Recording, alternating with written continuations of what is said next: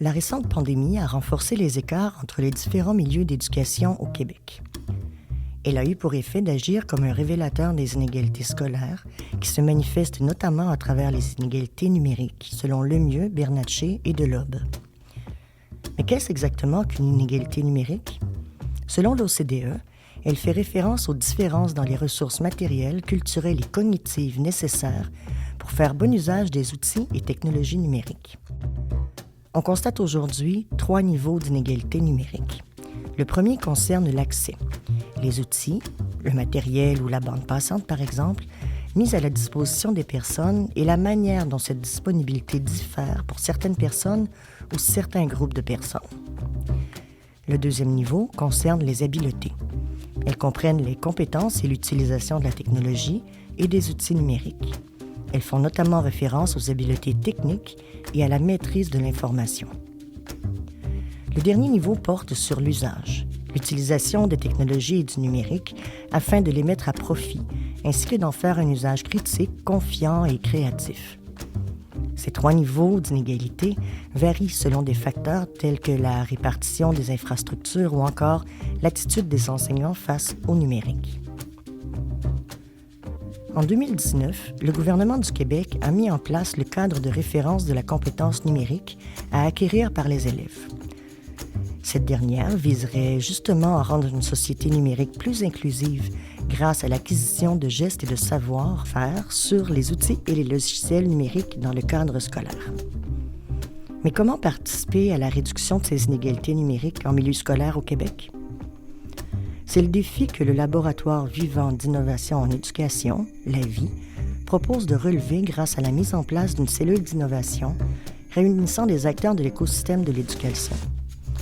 Ils ont ensemble imaginé une solution viable face à cet enjeu en adoptant des processus de collaboration centrés sur l'usager. Et aujourd'hui, LAVI vous présente Numérix. C'est une remorque qui sillonne la province pour aller soutenir les enseignants à l'intégration de la compétence numérique dans leurs cours. En effet, la remorque souhaite répondre à un enjeu majeur, celui du manque de temps des enseignants pour s'intéresser et intégrer cette compétence numérique dans leurs enseignements. Comment fonctionne ce service? C'est l'enseignant ayant besoin de support pour intégrer la compétence numérique dans sa matière qui contacte l'équipe du Numérix. Ensemble, ils préparent en amont le déroulé de l'activité avec le matériel technologique et logiciel nécessaires et propres aux besoins de l'enseignant et du cours concerné. L'équipe prépare ensuite la remorque, de sorte à transporter et à apporter l'équipement numérique choisi. Une première rencontre est prévue pour présenter le déroulé de la séance, les rôles attribués et adapter son contenu selon d'éventuels besoins émergents. L'équipe donne de la documentation et des guides à l'enseignant sur les logiciels ou outils qui vont être utilisés lors de l'atelier. Ensuite, l'atelier n'a plus qu'à avoir lieu. Le temps de cet atelier est variable. Il peut prendre le temps d'un après-midi ou de plusieurs journées. L'une des caractéristiques du déroulé de l'atelier est qu'une partie est réalisée en autonomie par l'enseignant.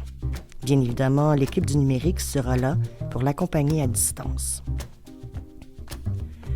Une fois l'atelier terminé, une rencontre a posteriori est prévue en distanciel entre l'équipe du numérique et l'enseignant afin d'obtenir un retour d'expérience et de manifester des besoins ou des remarques. Le service d'accompagnement peut également se réaliser auprès d'un groupe d'enseignants qui souhaitent augmenter ensemble leurs compétences numériques.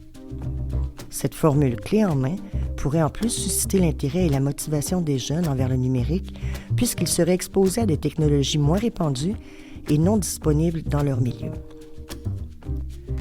Les enseignants pourraient aussi suivre l'itinéraire de la remorque et réserver un créneau depuis le site web ou l'application dédiée. Ils pourraient aussi trouver sur ce même site des guides ou des ressources concernant l'intégration de cette compétence numérique.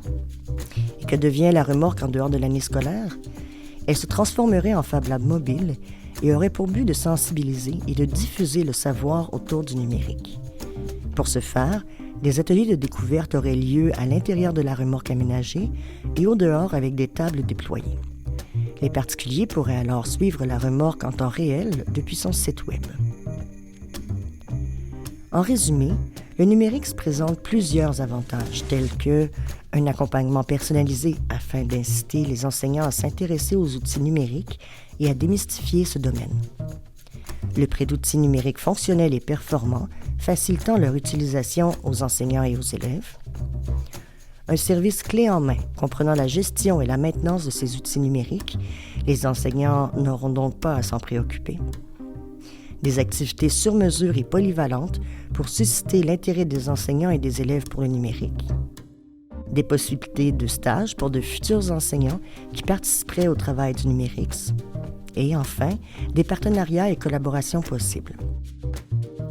Si le projet rencontre du succès, un des axes d'amélioration envisagés pourrait être de le remplacer par un autobus. Alors, prêt à embarquer?